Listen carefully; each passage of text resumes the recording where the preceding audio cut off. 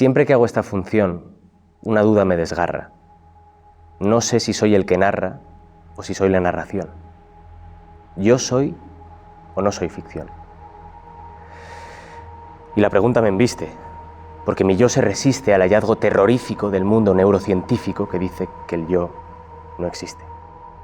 Soc el Pablo Macho, de la companyia La Bella Otero, i estem a la sala d'assaig del Canal de Sal. Doncs vam arribar dilluns passat, principis de novembre. Hem estat 10 dies aquí i hem centrat l'energia en intentar tancar al màxim la dramatúrgia, perquè els assajos comencen el dia 25 de novembre al Teatre Lliure i ara ens hem centrat sobretot a nivell conceptual, a parlar d'opcions a nivell escenogràfic, de llums i a tancar sobretot la dramatúrgia.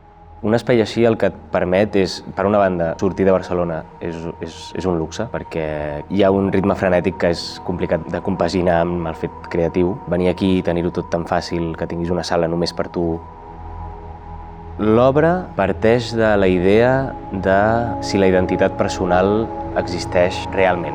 A nivell teatral és molt interessant. El teatre es basa justament en que gent faci veure que és altra gent per generar ficcions. I el que ve a dir la neurociència és que la vida també és això. I aquesta idea, barrejada amb un desig que teníem de fer servir com un llenguatge mitològic, a mi personalment m'agrada molt la mitologia, a tot l'equip, de fet, ens agrada molt. Com que ja veníem de fer un projecte en vers, vam trobar que seria molt interessant barrejar el vers amb la mitologia i aquest temazo de la identitat. És més senzill del que sembla d'entrada, però sí que el procés està sent molt difícil.